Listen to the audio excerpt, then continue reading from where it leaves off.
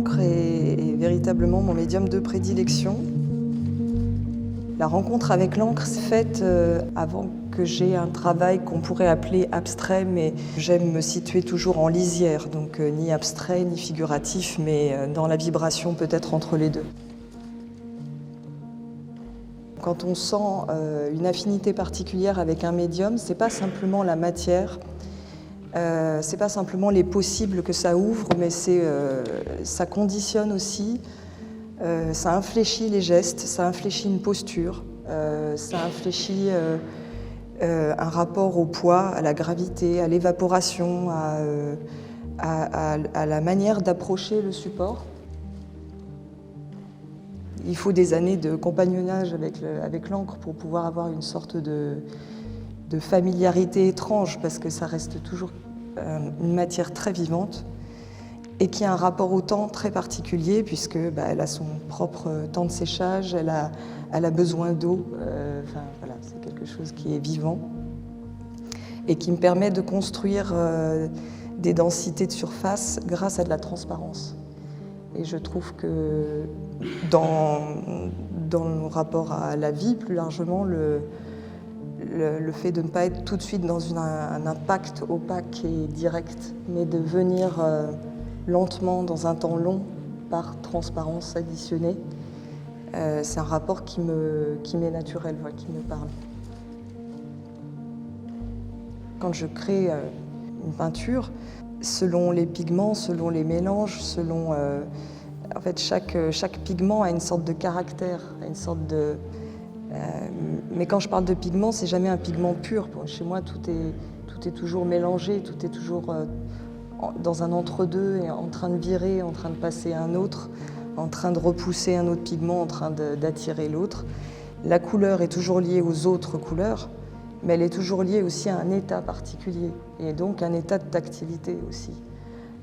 Donc un état tantôt liquide, voilà, tantôt sec. Plus je vais densifier la surface, plus je vais arriver à des sensations de cendre, de poussière, de terre. D'un point de vue de l'évocation, je ne dis pas que vous voyez quelque chose de l'ordre de la terre.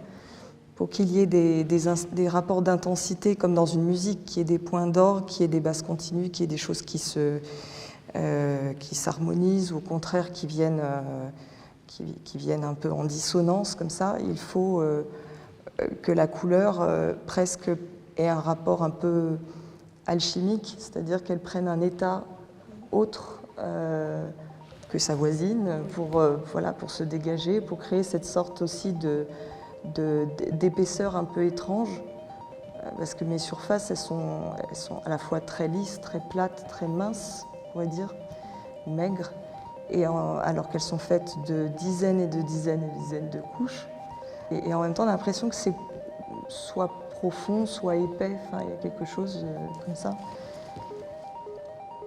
Moi, je travaille toujours des rapports de seuil, donc il y a quelque chose de l'étendue et d'une sorte de division de masse entre un ciel et une terre, si je veux dire les choses simplement. Mais de manière plus complexe, j'ai envie que tous les éléments puissent se brasser à l'intérieur de la surface. Mais disons qu'il y a à la fois une scansion du geste qui est toujours tenue par une verticalité du corps, quoi. C'est qu'il y a de l'étendue, il y a de la diffusion, il y a de la dilatation, il y a des effets de capillarité qui vont amener vers l'extérieur, vers le débord, vers une diffusion, un rayonnement. Et puis il y a cet axe qu'il faut trouver pour avoir aussi une manière d'approcher la surface qui soit juste. Pour moi, la peinture est arrivée de manière complètement liée au corps, nécessairement parce que c'est un engagement physique important. Quand on fait une peinture, voilà, c'est éprouvant. Mais aussi parce que c'est justement pas un corps figuré dont il s'agit, mais un corps éprouvé. Mon premier amour artistique, ma première formation vraiment intense a été la danse, qui était une manière pour moi de faire corps avec la musique. Donc c'est la musique qui m'amène à la danse, qui m'amène de manière conjointe, coïncidente, à l'écriture et à la peinture. Et la peinture, pour moi, a eu vraiment ce caractère totalement libérateur d'à la fois de poursuivre comme un geste de danse, mais qui pourrait, d'une part, moi, me mettre en retrait, ce que je trouve beaucoup, enfin, ce qui me va mieux, par rapport au fait que je peux inviter le spectateur à rentrer dans un espace.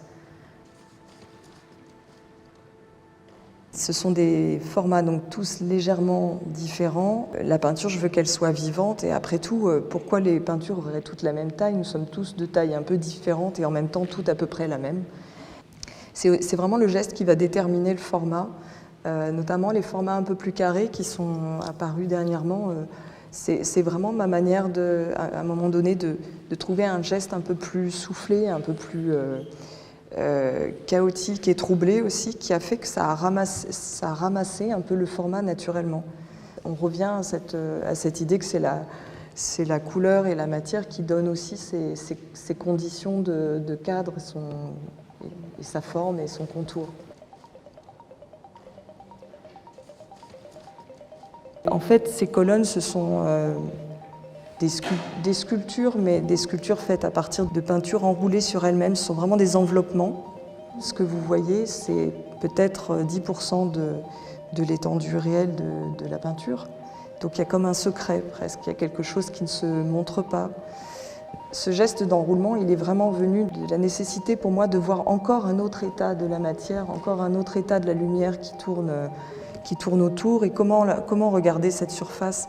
Et quand, par exemple, je les mets simplement à plat sur les socles, on a vraiment la perception de la couleur au ras du papier. Donc il y a presque un léger décollement, il y a un autre état qui se produit presque un peu en poudroiement.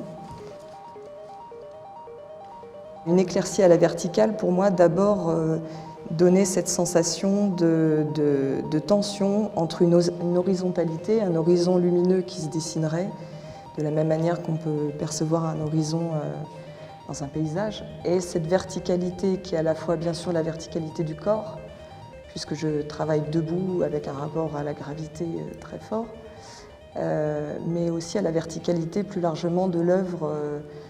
Il y a ce rapport de forêt, presque de manière un peu dans une archéologie des sensations, comme ça, d'aller profond, de manière très verticale. Donc toujours l'horizontalité et la verticalité. Mais l'éclaircie, c'est aussi un rapport au temps, puisque l'éclaircie, c'est souvent l'expression de quelque chose de bref.